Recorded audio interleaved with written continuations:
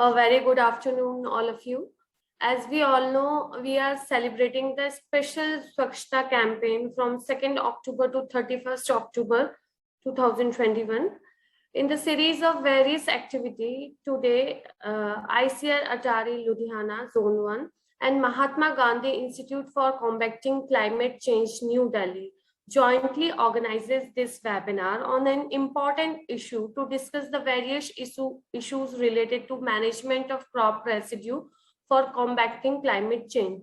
So before proceeding to the technical session, first of all, because the audience are from diversified fields from other institutes also, so I would like to introduce Atari as well as MGI CCC.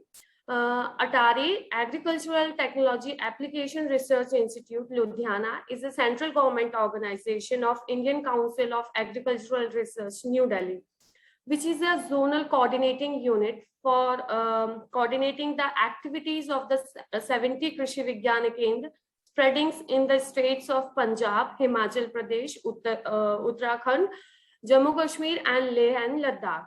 Similarly, Mahatma Gandhi Institute for Combating Climate Change, New Delhi, is a government organization established in 1992 with the mandate of pollution control, waste management, biodiversity, energy efficiency, climate change, clean development mechanism, and so on.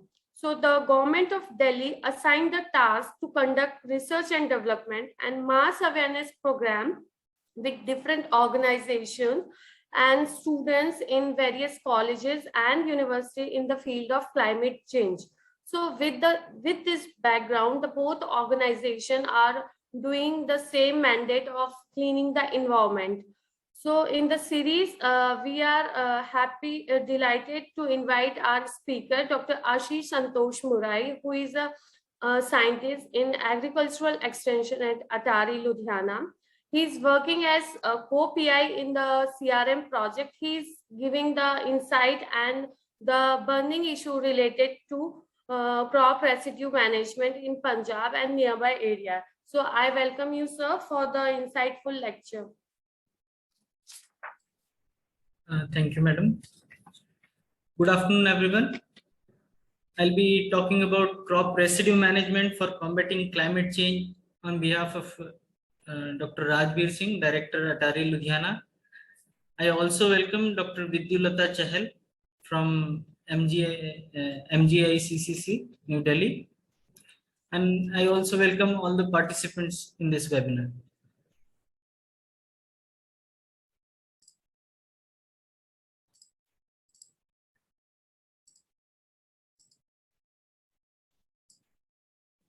Whenever we talk about crop residue management, the issue has come up because of crop residue burning. And burning mainly emits carbon dioxide. That is our prime concern. And if you see data from 1750 to 2019, there has been an increase in the concentration of CO2 in the atmosphere. You can see in 1750, it was just 260 ppm, whereas in 2020, it has reached more than 400 ppm. So you can imagine how clean or less carbon dioxide our ancestors were breathing. In this graph, you can notice that during late 19th century, the rate of increase in concentration has drastically increased. And in 20th century, it just zoomed. Now, in this graph, you can see different greenhouse gases that contribute to heating of the atmosphere, or we say global warming. But if you look at the concentration of CO2, means the contribution of CO2 to total heating from 1990 to 2019, in these last 3 years, the concentration has increased by 45%. This is why CO2 emission is a major concern compared to other greenhouse gases. There is no doubt about it that climate change is happening. and it is happening because of anthropogenic reasons. If you look at these IPCC reports, during 1880 to 2012, there was increase of 0.85 degrees Celsius temperature in the global temperature. And if we continue this way, then it is predicted that during 2030 to 2052, this temperature rise will be 1.5 degrees Celsius. It will be even more prominent in the Arctic region, which is the reservoir of permafrost. And that's what we call as melting of glaciers. Now, looking at other evidences of climate change, we know that we ourselves can experience that number of warm days and nights have increased over the years. Greenland and Arctic ice is melting, Antarctic ice is melting, they're losing mass. Moreover, the people at coastal region, they can experience that the sea level has increased. It is said that from during last century, the sea level has increased by 0.19 meter. Moreover, the extreme events have increased like droughts, floods, and they are affecting agriculture as well. To be more precise about our region, that is Indo-Gangetic Plains or Trans-Indo-Gangetic Plains, it is mainly fed by river Ganga, and Gangotri is the source of river Ganga. Between 1780 to 2001, the glacier terminus has retreated by 3 kilometers. It was this drastic, and the rate is increasing every day. There are more evidences, particularly related to India. The mean winter temperature has increased. There is a reduction in annual rainfall in many regions. Extreme events have increased. We just talked about droughts and floods. Every year we hear in the newspapers that records are being broken. This year, 40 years record is broken, 60-year record is broken in terms of temperature or in terms of rainfall on that particular day or particular season. Then there is very high rainfall variability, and this variability is increasing. We know about this concept like El Nino and La Nina. The number you can see in these graphs, the frequency of events of La Nina and El Nino is being increasing. You see the green lines on the upper side depict normal years, and the green lines in this graph are reducing. It means the normal years are reducing day by day. And another data shows that during 1870 to 1939, there were 10 droughts, a period of 70 years. And the 70 years after that, means 1940 to 2010, there were 15 droughts, means there was a rise of 1.5 times in the number of droughts. These are year-wise southwest monsoon rains, and it's mostly departing from the normal, and there are certain events associated with it. You can see in 2002 there was drought. Again, it repeated in 2004. In 2006, on one side there was flood in Rajasthan and Andhra Pradesh, and on the other side there was drought in northeastern region. In 2009, there was severe drought throughout India. In 2010 is considered one of the warmest year ever experienced. 2014, there were Kashmir floods. In 2018-19, there were floods in the Kerala. So these events have increased, their intensity has increased, and these are affecting agriculture also. It may be drought, flood, or cyclone. It affects agriculture as a whole, and livestock, poultry, fishery, or horticulture individually also.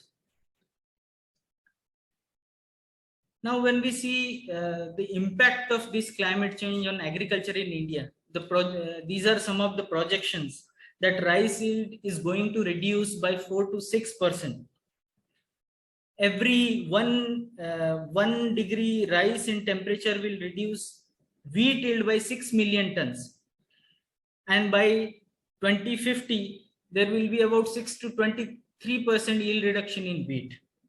Moreover, we have also been hearing that apple is shifting to higher altitudes. Like we hear a typical case of Kullu, which was major apple growing region earlier, but it is losing its apple because the yields have reduced significantly.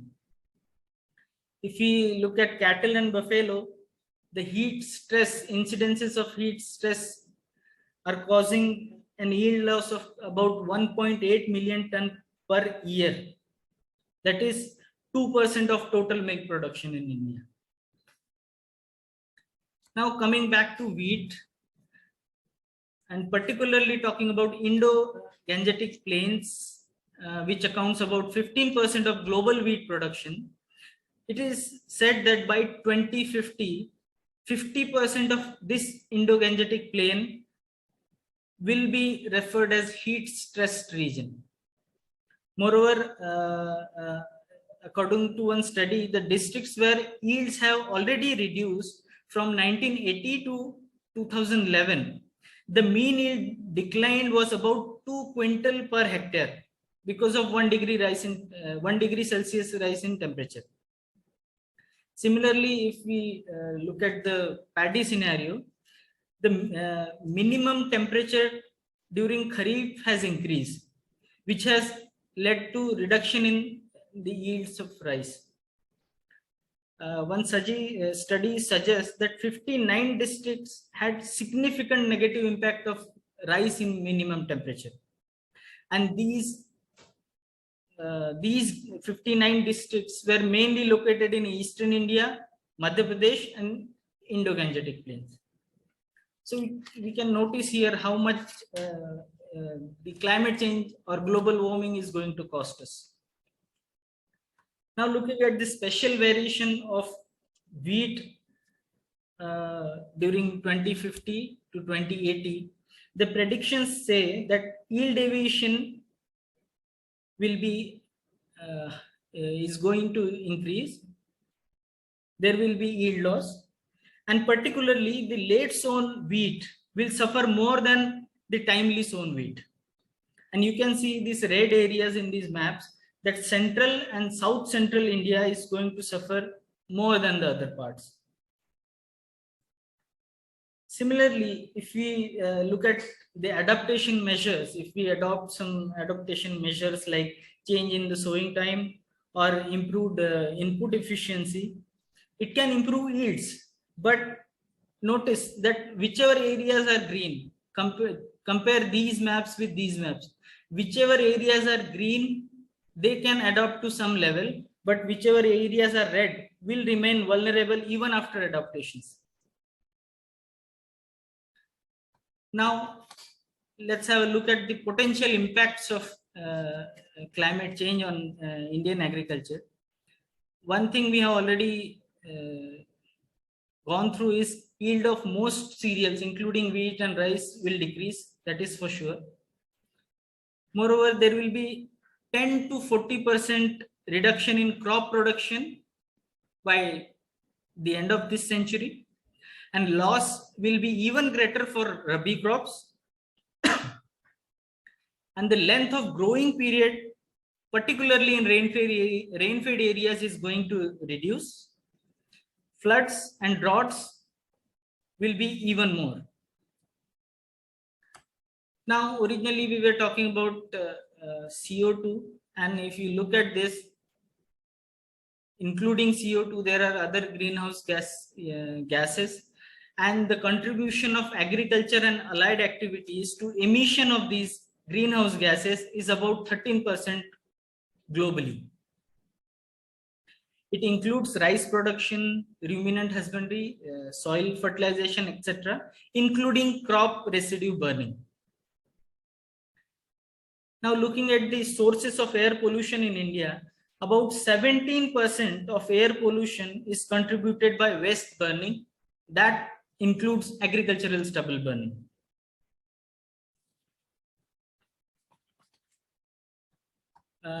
Again, looking at some data here,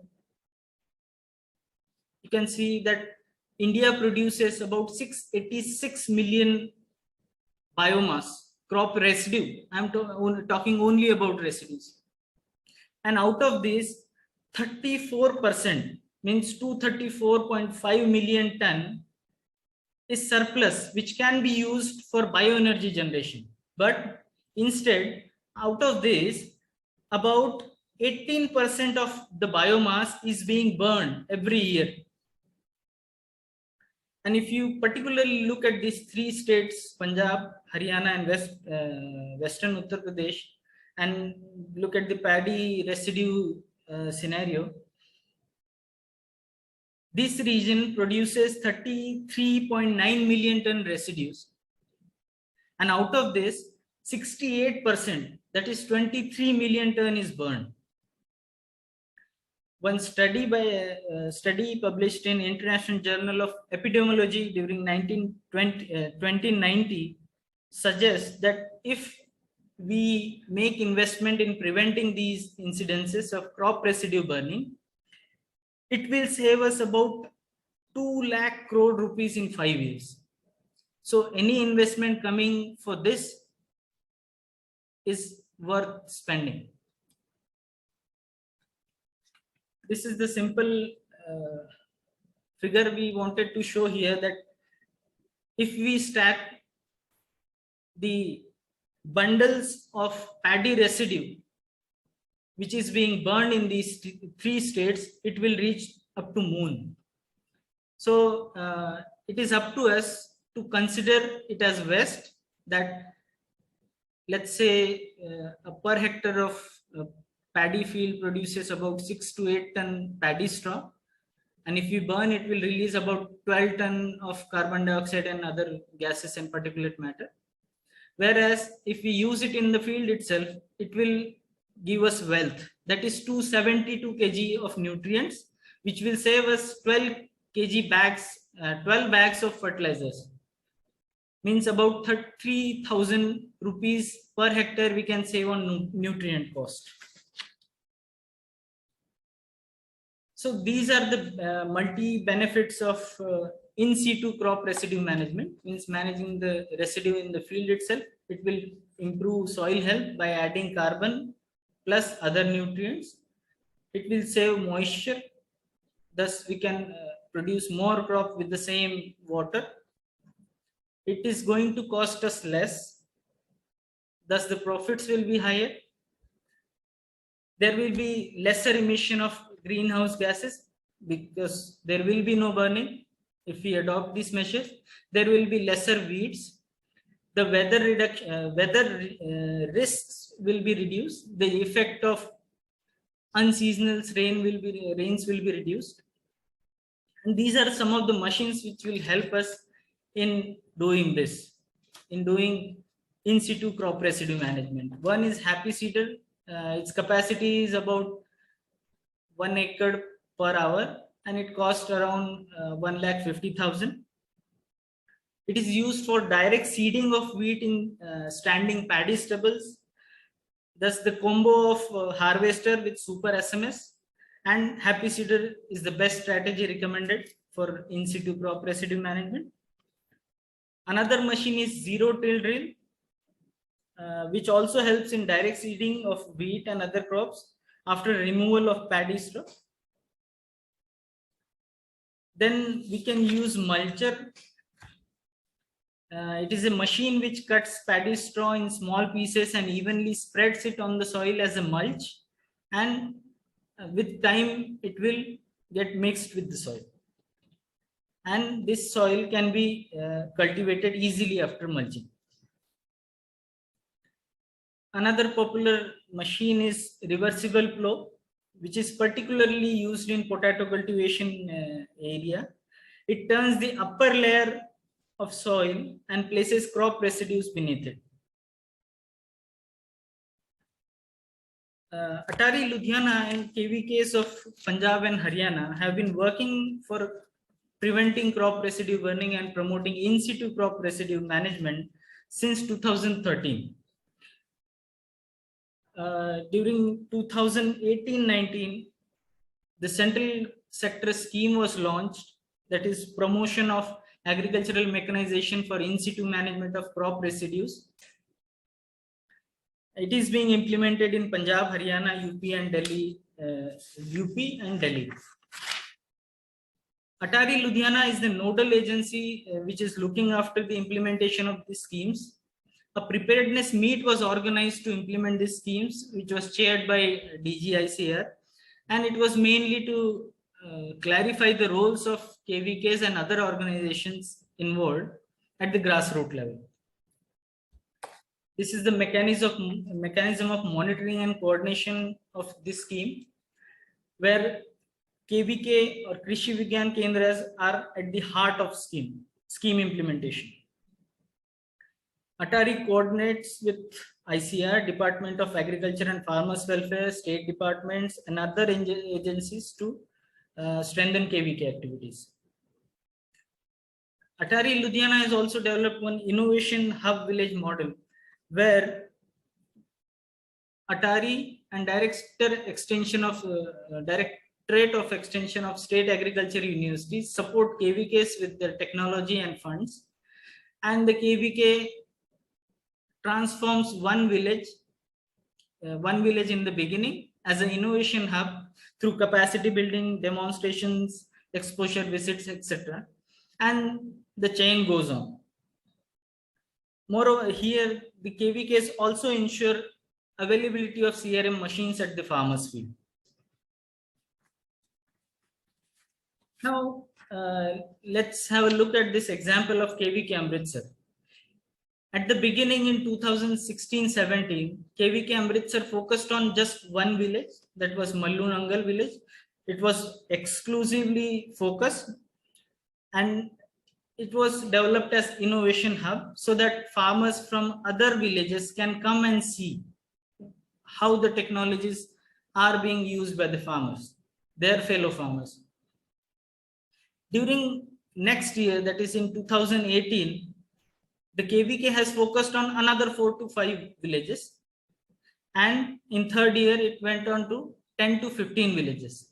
Thus, starting with the one village, over the years the KVKs have triggered a chain reaction in technology adoption in crop residue management. The KVKs focused on these activities like awareness through Kisan Melas, ICT tools, capacity building of trainers, farmers, machine operators, and demonstration on KVK farm, on farmers' fields, and organizing field days and harvest days. Now, this KVKs have tried to put banners, wall paintings, hoardings on all prominent villages in all prominent locations in these villages to aware farmers about the seriousness of the issue. You can see here village entrances, government schools, offices, government buildings were targeted with these banners and hoardings. KVKs also organized Kisan Melas for where they encouraged mass participation. There were exhibitions of technologies in these melas, and question and answer sessions were held to clarify their doubts.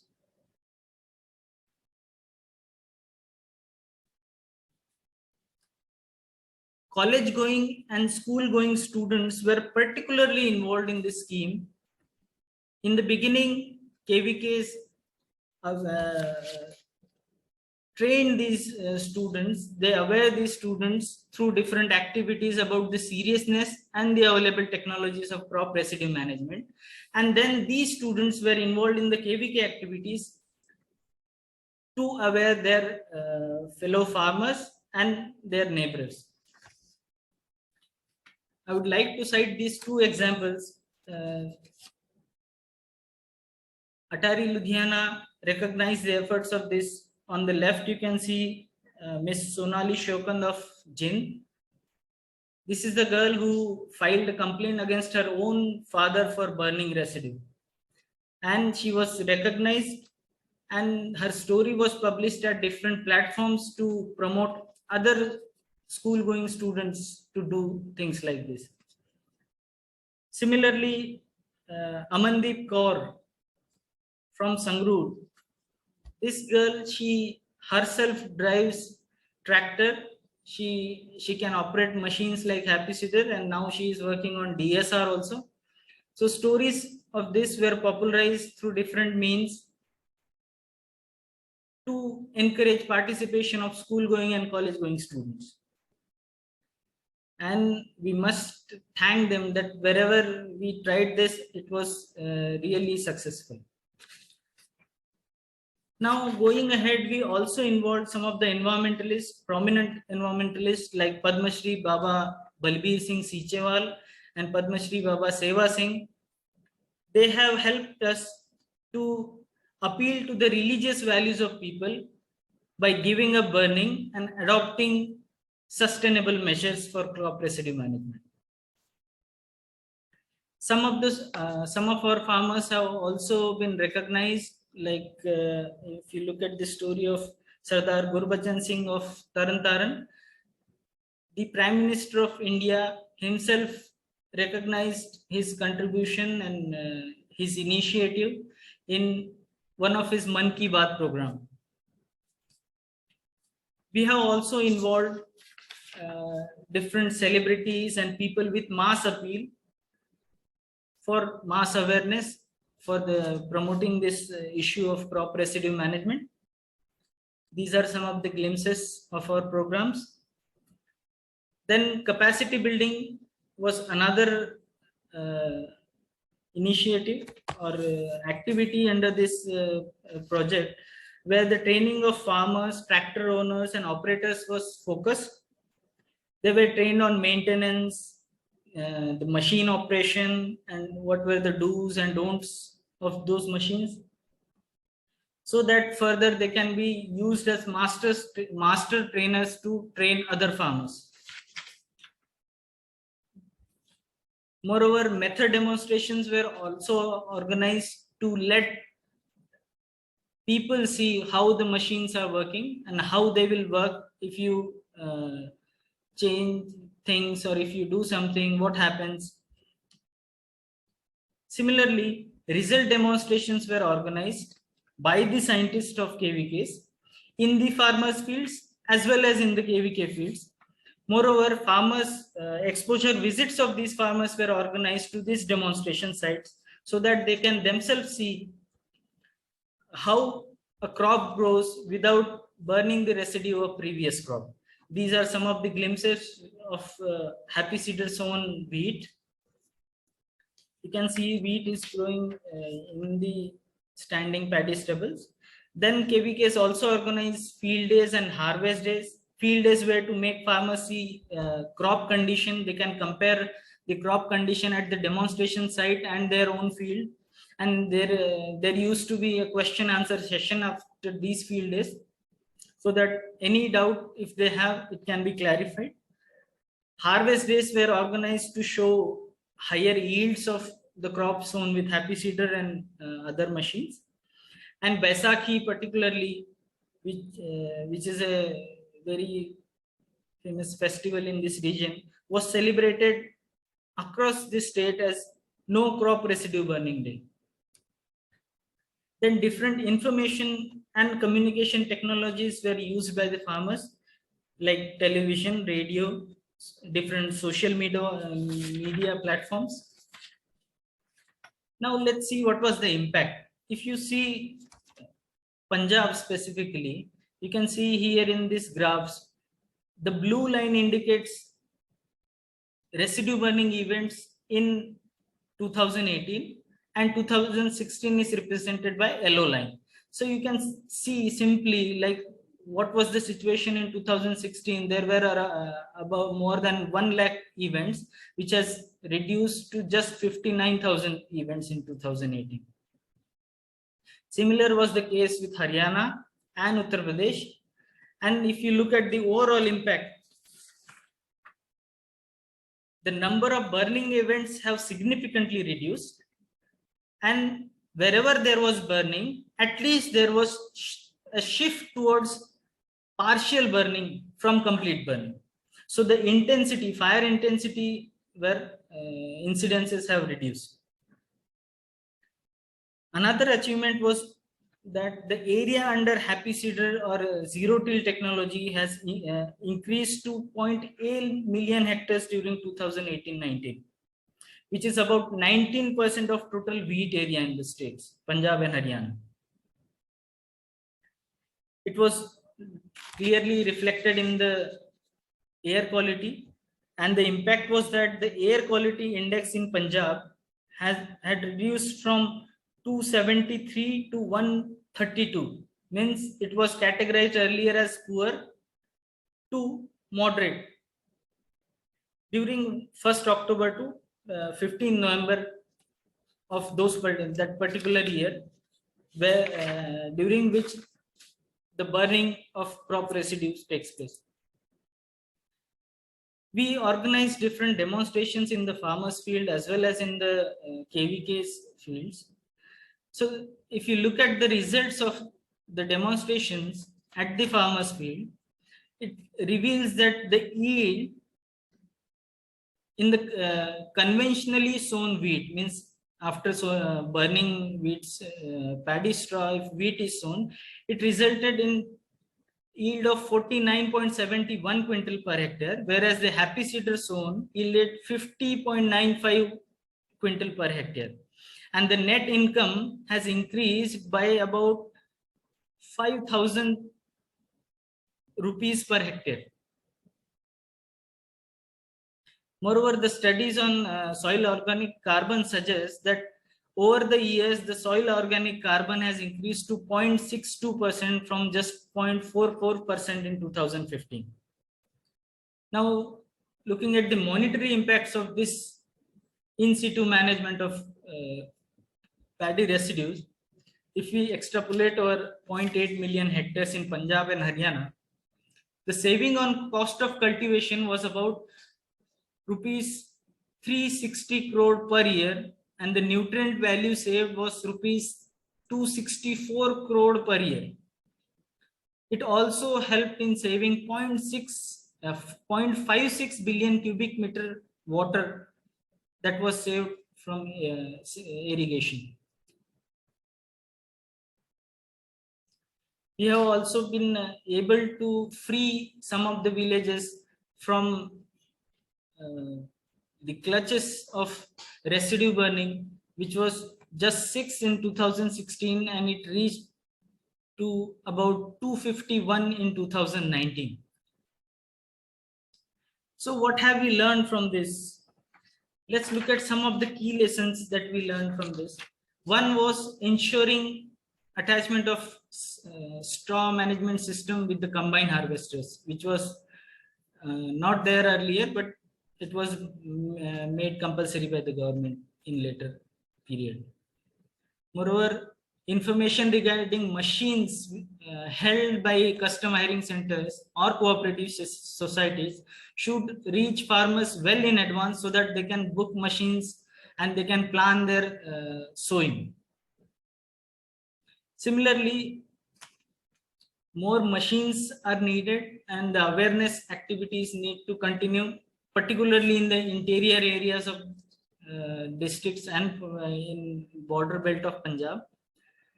The small and marginal farmers who do not burn residues must be compensated and honored so that other farmers can follow their path. Similarly, there is a need to promote volunteers, scouts, and para-extension workers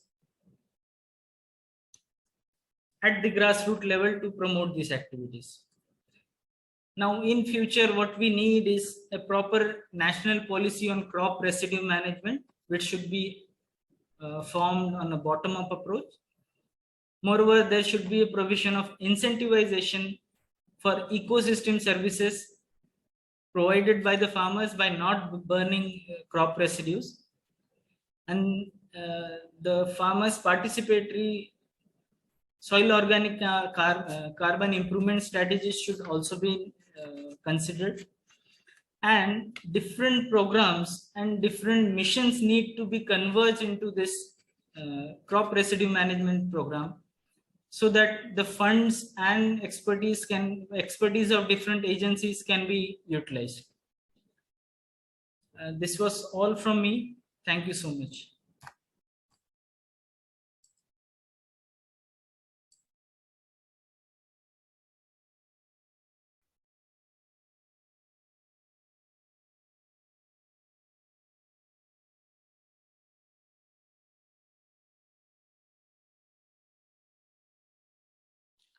Dr. Ashish, some questions are there in the chat box.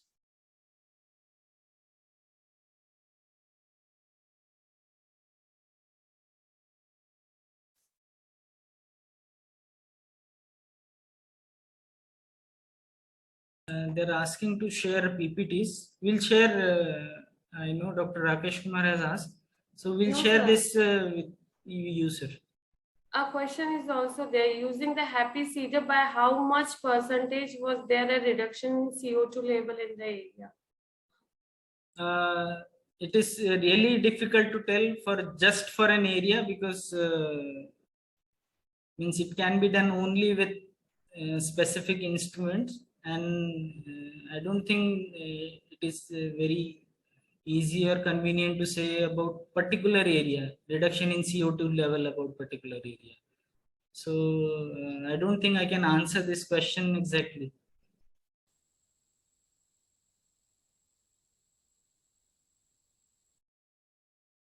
So there is one more question.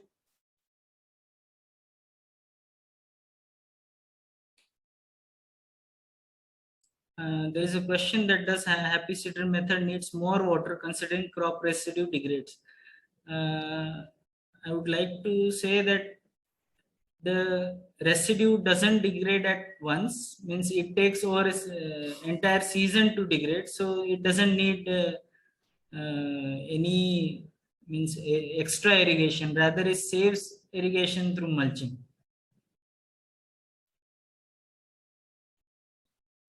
Thank you very much.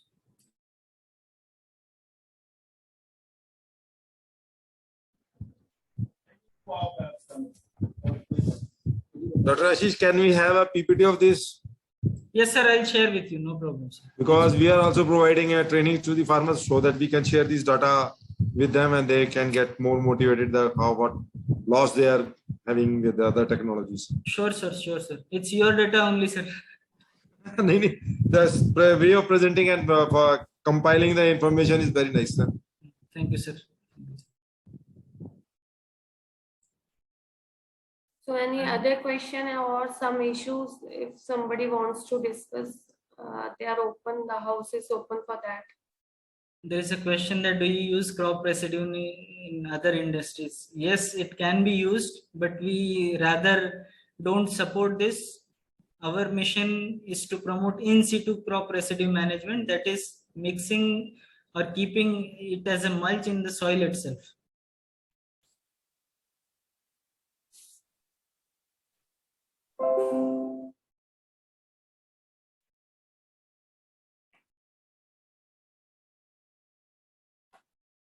There are no questions, ma'am.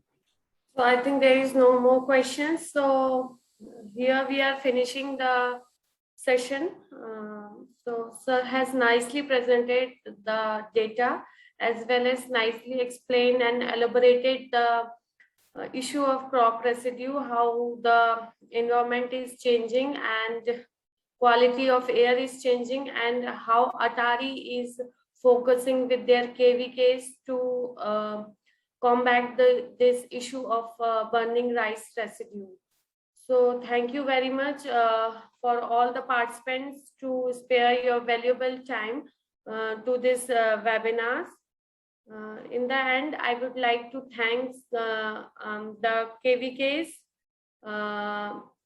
the deputy directors, PCs and other staff of the Krishi Vigyan Kendra of Punjab, participants from other organizations, and the collaborating institute, Mahatma Gandhi Institute for Combating Climate Change, Madam Vidya Chahal. Madam, thank you very much for providing us this opportunity to collaborate with you. And last but not the least, thanks to our speaker for a nice and excellent presentation. So thank you from my side.